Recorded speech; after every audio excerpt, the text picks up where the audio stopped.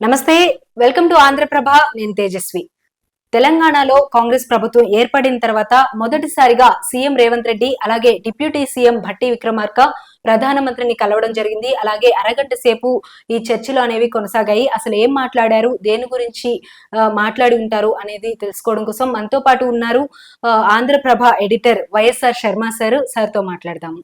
నమస్తే సార్. నమస్తే సార్, ప్రభుత్వం ఏర్పడిన తర్వాత మొదటిసారిగా కాంగ్రెస్ కి సంబంధించిన సీఎం రేవంత్ రెడ్డి అలాగే భట్టి విక్రమార్క ఇద్దరు కూడా ప్రధానమంత్రిని కలవడం జరిగింది. అసలు ఏం మాట్లాడారు సార్, ఏం మాట్లాడుంటారు? అరగంట సేపు వరకు సమావేశం అనేది కొనసాగింది. ఏం జరిగి ఉంటుంది? అరగంట సమావేశం అంటే పెద్దగా విస్తృతంగా మాట్లాడుకోవటానికి అవకాశం ఉండకపోవచ్చు, కానీ కాకపోతే ఇది ఒక ఫార్మల్ అండ్ కటసీ కాల్. ఒక ముఖ్యమంత్రి, కొత్తగా వచ్చిన ముఖ్యమంత్రి జాతీయ స్థాయిలో ఢిల్లీలో ప్రధానమంత్రిని కలిసి మాట్లాడటము, కలవటమే ఒక మర్యాదపూర్వకమైన సంఘటన. దాంతోపాటు జనరల్గా వెళ్ళినప్పుడు రాష్ట్రానికి సంబంధించిన సమస్యలు ఏమన్నా ఉంటే వినతిపత్రం ఇవ్వటము కూడా ఆనవాయితీ. గతంలో కేసీఆర్ గారు ఇదే చేశారు. గతంలో అంతకుముందు చంద్రబాబు నాయుడు గారు ఉన్న ఏ ముఖ్యమంత్రి ఉన్నా ఇలాగే జరుగుతుంటుంది. కాకపోతే ఏంటంటే మనం ఈసారి చెప్పుకోవాల్సింది, ఈయన ఎటువంటి సమస్యలు, ఏ సమస్యలు ప్రధానమంత్రి గారికి నివేదించారు అని. ఆ సమస్యలు చూస్తే రాష్ట్రంలో ఉన్న గత సమస్యలే ఉన్నాయి. పెండింగ్ ప్రాజెక్టులు ఏమండి, ఒక 2 ప్రాజెక్టులకి ప్రాణహిత వచ్చేవాళ్ళకి కానీ, లేకపోతే పాలమూరు రంగారెడ్డికి కానీ జాతీయ హోదా ఇవ్వాలని, అట్లాగే విభజన సమస్యలు.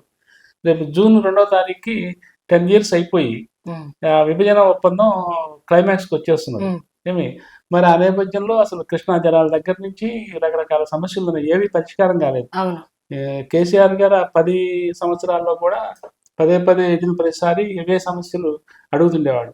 అట్లాగే కేంద్రం నుంచి రావాల్సిన కేంద్ర వాటా నిధులు, జిఎస్టి నిధులు, ఇవన్నీ చాలా సమస్యలు ఉన్నాయి. సో న్యాచురల్ గా అవన్నీ రేవంత్ రెడ్డి గారు కూడా ప్రధానమంత్రి దృష్టికి తీసుకెళ్లారు కూడా వినతిపత్రం ఇచ్చి. అయితే ఇవన్నీ మామూలు వ్యవహారాలు, రాష్ట్ర సమస్యలు రొటీన్ గా జరుగుతూనే ఉంటాయి. ఇప్పటికిప్పుడు ఆయన వినతిపత్రం చూసి దానికి ఆయన ఎట్లా స్పందిస్తారు ఏంటంటే, జనరల్ గా ఆయన మర్యాదపూర్వకంగా వచ్చారు కాబట్టి మర్యాదపూర్వకంగా ఓకేనండి నేను చూస్తాను అని చెప్తారు, అంతే కదా. ఇక తర్వాత దాన్ని పిఎంఓలో దాన్ని స్క్రూటినైజ్ చేసి, దాని ప్రాబబుల్స్ చూసి, వాటి చరిత్ర చూసి, ఇప్పటిదాకా ఎందుకు పెండింగ్ లో ఉంచాము, ఈ 10 ఏళ్ల నుంచి కూడా మోడీ గారు ఉన్నారు కదా, ఇప్పుడు దాకా మనం పెండింగ్ లో ఎందుకు ఉంచాము ఏంటి. ఇప్పుడు కొత్త ప్రభుత్వం వచ్చింది, కాంగ్రెస్ ప్రభుత్వం. నిజానికి జాతీయ స్థాయిలో కాంగ్రెస్ వాళ్ళకి ప్రధానమైన ప్రత్యర్థి. అందులో పైగా ఇండియా కూటమి కట్టుంది ఏమి.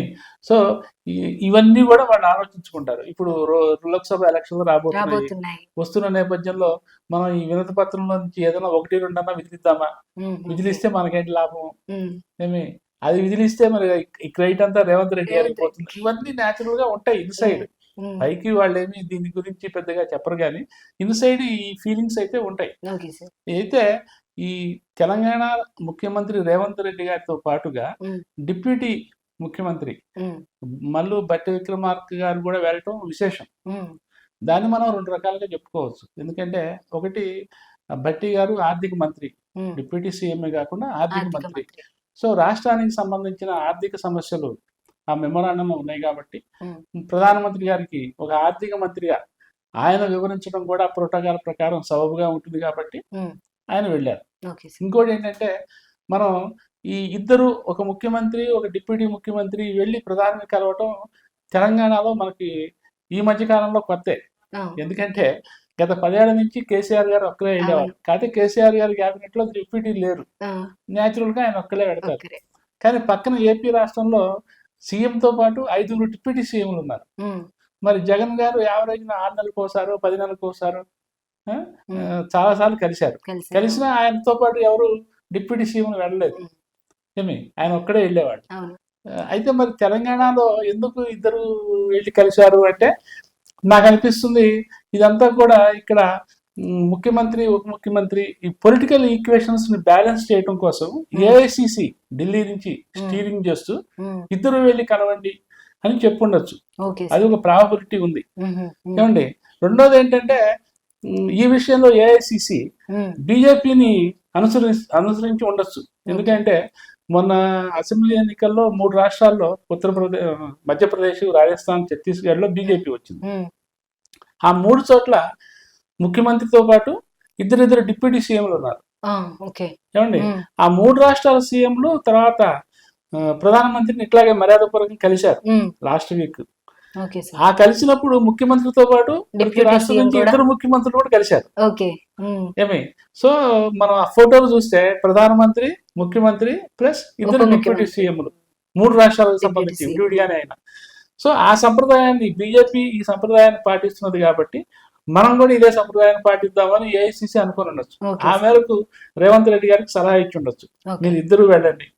రెండోది ఏంటంటే ఇక్కడ పొలిటికల్ ఈక్వేషన్స్ బ్యాలెన్స్ చేయడం కోసం ఏమి అది కూడా ఉండొచ్చు.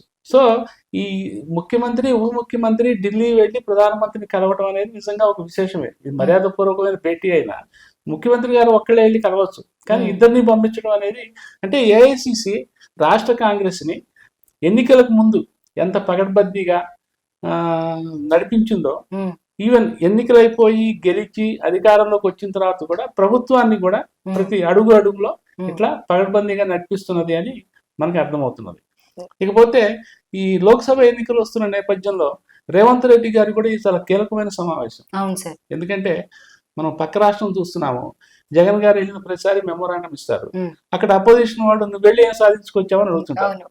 సో ఇక్కడ కూడా అదే సమస్య వస్తుంది. ఇప్పుడు అక్కడ జగన్ గారికి తెలుగుదేశం, జనసేన ఎంత పవర్ఫుల్ ప్రతిపక్షాలుగా ఉన్నాయో, ఇక్కడ రేవంత్ రెడ్డి గారికి కూడా బీఆర్ఎస్ అండ్ బీజేపీ రెండు కూడా అంతే పవర్ఫుల్ ప్రతిపక్షాలుగా ఆల్రెడీ మారిపోయినాయి స్వల్పకాలంలోనే. సో ఈ నేపథ్యంలో ఇప్పుడు రేవంత్ రెడ్డి గారు వెళ్ళి కలిసిన తర్వాత ఆయనకు ఒక వారం 10 రోజుల్లో ఢిల్లీ నుంచి ఏదైనా ఒక సంకేతం, ఒక సందేశం వస్తే దీనికి సంబంధించి ఆయన ఈ పర్యటన విజయవంతమైనట్టుగా ఆయన చెప్పుకోవచ్చు. ఏమి అదే సమయంలో రేవంత్ రెడ్డి గారు కూడా వచ్చింది నిన్నమోనే కాబట్టి కేంద్రంతో ఈ గిల్లి కజ్జాలు పెట్టుకోకుండా కేవలం వినతిపూర్వకమైన ఇది ఇచ్చి సంకేతాలు ఇచ్చి ప్రధానమంత్రి గారికి ఆయనతో తాను ఏ రకంగా సఖ్యతగా ఉండాలనుకుంటున్నారు. ఈవెన్ దో కాంగ్రెస్ పార్టీ ఒక ప్రధాన ప్రతిపక్షమైన బీజేపీకి రాష్ట్రానికి సంబంధించి, రాష్ట్ర ప్రయోజనాలకు సంబంధించి ఫెడరల్ సిస్టమ్ ప్రకారం ఒక రాష్ట్రం కేంద్రంతో ఎటువంటి సంబంధాలు కొనసాగించాలో అటువంటి సంబంధాలను కొనసాగిస్తాము, ఆ విషయంలో మీరు ఇతరత్రా మీరేమి అనుమాన పడక్కర్లేదు అని చెప్పి ఈయన ఒక భరోసా ఇచ్చి ఉండొచ్చు ఆయనకి. ఎందుకంటే గత 10 ఏళ్లలో కేసీఆర్ గారు కేంద్రంతో ఎటువంటి సంబంధాలు మేనేజ్ చేశారు అంటే, ఆయన దాదాపు మామూలుగా మోడీ గారే సామధాన భేద దండోపాయాలు ఉపయోగిస్తారు, కానీ కేసీఆర్ గారు ఆయన మీద ఉపయోగించారు. మొదటి టర్మ్లో సన్నిహిత సంబంధాలు మెయింటైన్ చేశారు, పాజిటివ్గా ఉన్నారు, అసెంబ్లీలో పార్లమెంట్లో ఆయన బిల్లులకి సపోర్ట్ చేశారు. ఇట్లా తర్వాత రాను మెల్లిమెల్లిగా నెగిటివిటీ, చివరికి యుద్ధమే చేశారు కదా కేంద్ర ప్రభుత్వం మీద, ముఖ్యంగా మోడీ గారి మీద ఆయన యుద్ధం చేశాడు.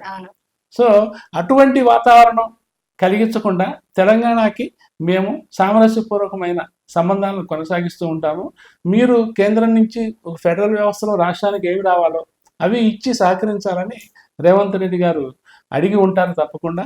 మనం వాళ్ళిద్దరూ కూర్చున్న ఆ పోస్చర్, ఆ ఫోటోలో వాళ్ళ బాడీ లాంగ్వేజ్ చూసినా కూడా రేవంత్ రెడ్డి గారు ఆయనకి సవివరంగా రాష్ట్ర సమస్యలు, అట్లాగే తన ఆలోచనలు, తను వచ్చిన ఈ అనతి కాలంలోనే, ఈ 2 వారాల్లోనే తన రాష్ట్రంలో ఎటువంటి చర్యలు ప్రారంభించారు, ఇవన్నీ కూడా ఆయనకి వివరించి ఆయన నుంచి ఒక మంచి మార్కులు సంపాదించడానికి డెఫినెట్ గా రేవంత్ రెడ్డి గారు ప్రయత్నించి ఉంటారు. Okay sir, thank you so much sir. మొత్తానికైతే సార్ చెప్పినట్లుగా సవినయంగా అయితే రేవంత్ రెడ్డి మర్యాద పూర్వకంగా ప్రధానమంత్రికి ఇక్కడ ఉన్న ప్రాబ్లమ్స్ ఏవైతే ఉన్నాయో తెలంగాణలో అవన్నీ కూడా చెప్పడం, అలాగే దేశంలో ప్రధాన ప్రతిపక్షంతో సంబంధం లేకుండా రాష్ట్రానికి సంబంధించిన ఒక ముఖ్యమంత్రిగా రాష్ట్రానికి సంబంధించిన ప్రాబ్లమ్స్ అనేవి ప్రధానమంత్రికి తెలియజేసి ప్రాబ్లమ్స్ సాల్వ్ చేసే విధంగా చూడాలని వినయంగా అయితే చెప్పే ఉంటారు. తప్పకుండా మర్యాద పూర్వకంగా ఫ్రెండ్లీ నేచర్ తో ఇదైతే జరిగింది అనే ఉద్దేశంతోనే ఉంటుంది అని చెప్పి సార్ చెప్తున్నారు. ఈ విశ్లేషణ అనేది ప్రతిరోజు కూడా కొనసాగుతూనే ఉంటుంది. చూస్తూనే ఉండండి ఆంధ్రప్రభ.